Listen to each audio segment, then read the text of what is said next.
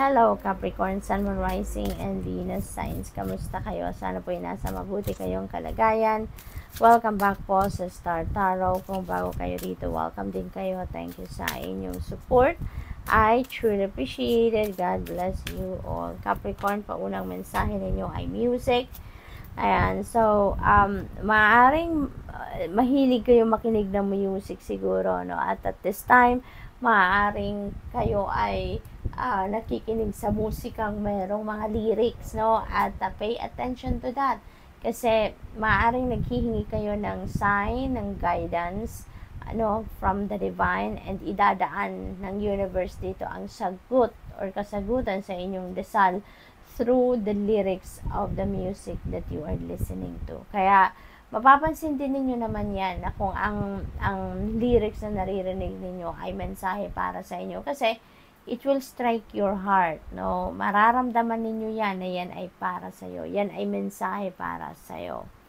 What else? You have inner child. Panahon ngayon para i-embrace nyo naman yung your inner child. Have fun, Capricorn. This is also a time for you to step back muna from what is causing you stress, from what is making you busy, no? At bigyan ninyo ng oras naman ang sarili ninyo para kayo ay makapagpahinga, makapag-unwind naman, makapag-spend time kayo with your kids, kung meron kayong kids, or if not naman, with your mga kaibigan.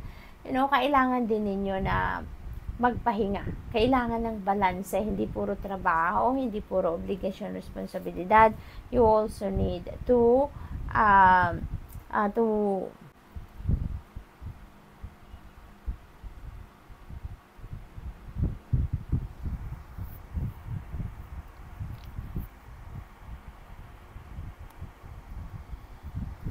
have fun, okay?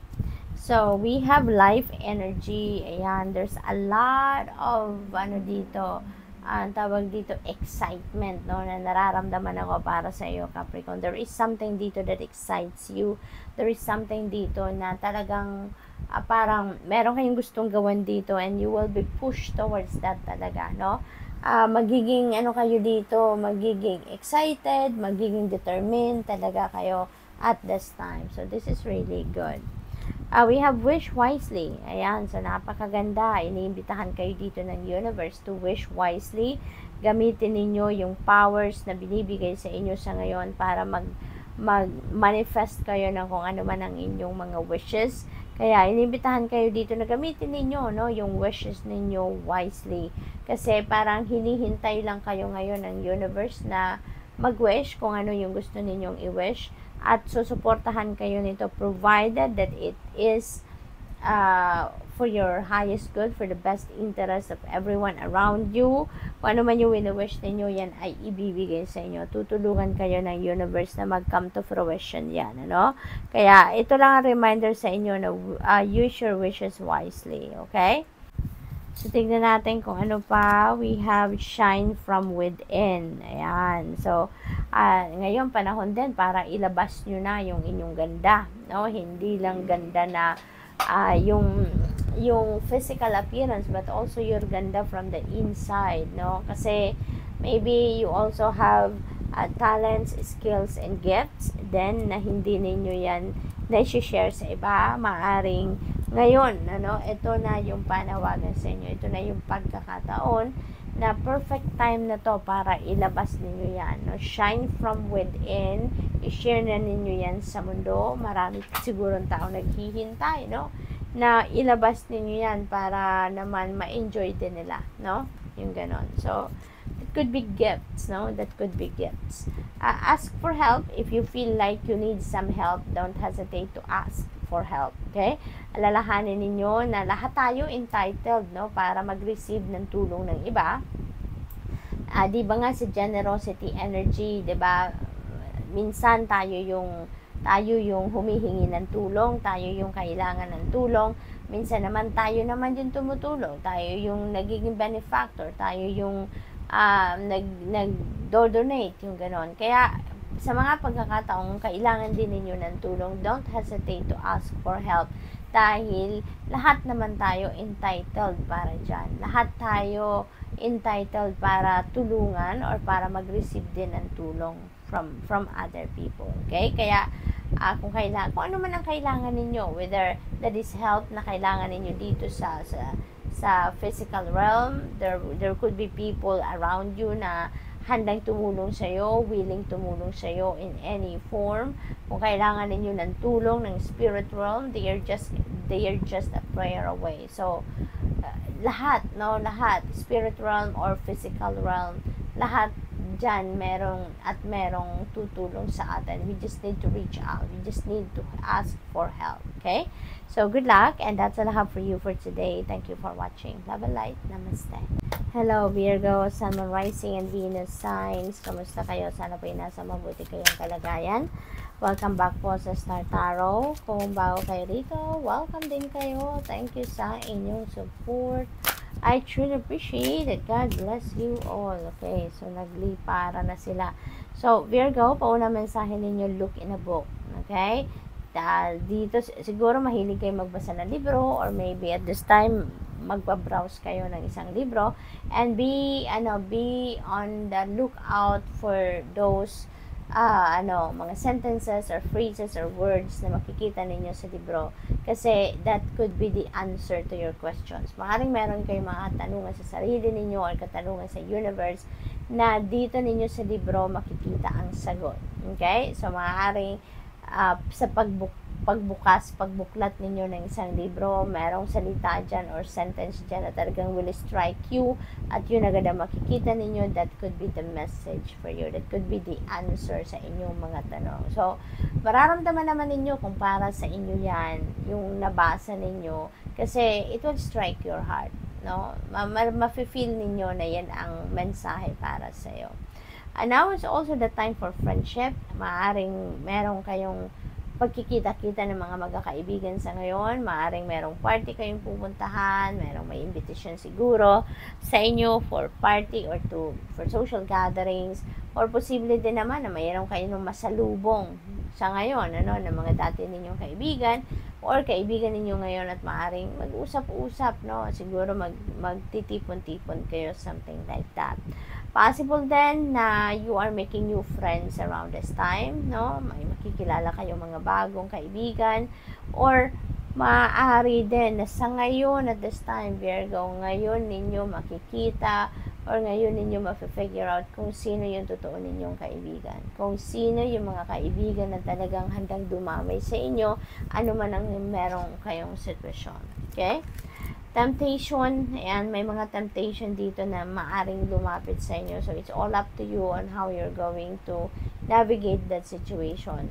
Kung paano kayo maninindigan dito, lalo-lalo na kung ang temptation na yan doon sa mga pinagbabawal ninyo sa sarili ninyo, so nasa sa inyo yan. Tignan ninyo, gamitin ninyo yung inyong intuition sa ngayon, because your intuition will surely send you a signal, na kung ano ang dapat ninyong gawin, okay, para ma-overcome ninyo yan. We have healing. Maybe you are a healer, Virgo. Maaaring healer kayo at inimbitahan na kayo ngayon na i-embrace nyo na entirely ang pagiging healer ninyo. I-share nyo na yung inyong healing powers with other people sa ngayon.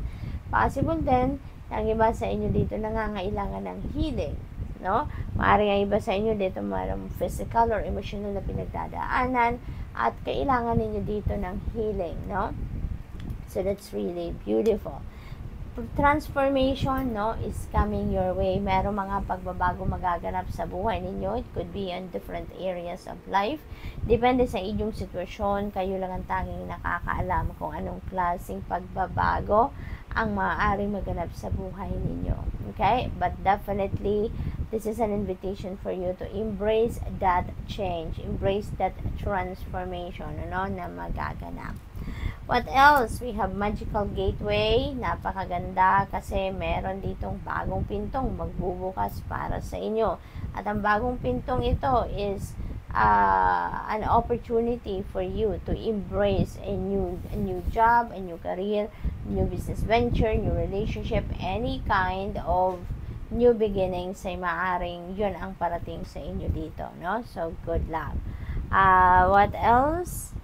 we have inner child. Ayan. So, embrace your playfulness. Embrace ninyo yung pagkakataon or make, no, pagkakataon para sa sarili ninyo na makapag-unwind kayo.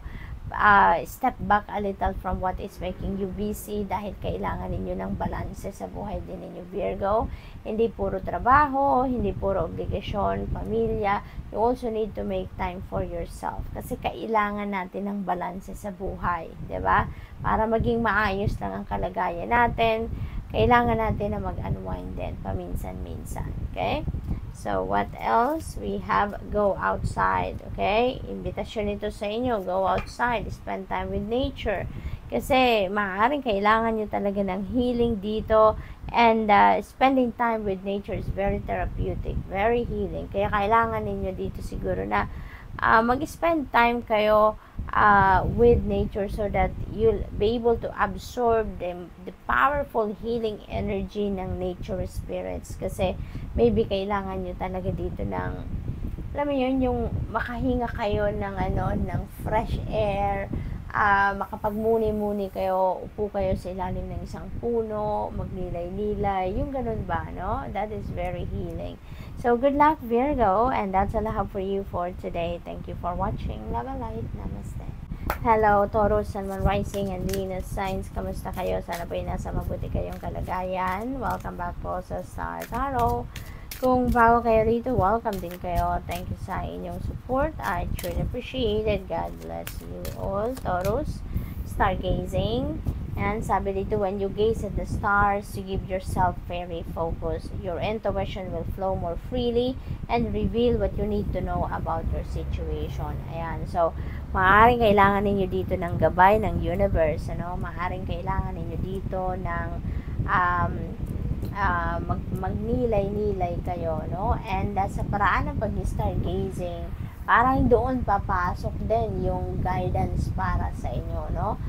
Your intuition is going to flow freely, so mas maririnig ninyo, mas mabilis siguro ninyong ma-access dito yung mga mensahe para sa inyo ng Divine Universe. What else? We have asked for help. Ayan, if you need help, don't hesitate to ask. No, don't hesitate to ask, Taurus, kasi lahat naman tayo entitled for help. All we need to do is to reach out to people. Kung kailangan natin ng tulong dito sa physical realm, kung kailangan naman ninyo ng tulong from the spirit realm, remember, no, na you can say a prayer anytime. You can ask for help, no, from the universe and the rest of your spirit team at any given time. So we have inner child. This is an invitation for you, Taurus, to embrace your inner child. This is an invitation for you na mag-spend time naman kayo para sa sarili ninyo, mag-unwind naman kayo dahil kailangan natin ng balanse sa buhay. Hindi lang puro trabaho, hindi lang puro obligasyon, responsibilidad. Kailangan din natin ng self-care, no? And parte ito ng pagsi-self-care para dito rin kayo makakapag-relax, makakapag-unload din kayo ng stress, makakapag-unload kayo ng kaguluhan sa inyong isipan, ano? So, kailangan natin yan. What else? We have friendship. Maybe you're going to make new friends sa ngayon, no? Maybe you're going to make new friends at sa kung saan man ang inyong sitwasyon sa ngayon, saan man kayo naroroon, maaaring may mga makikilala kayong bagong tao dito and you will develop a new friendship with them. Probably din na ngayon ang pagkakataon na ma-figure out ninyo kung sino yung tunay ninyong kaibigan.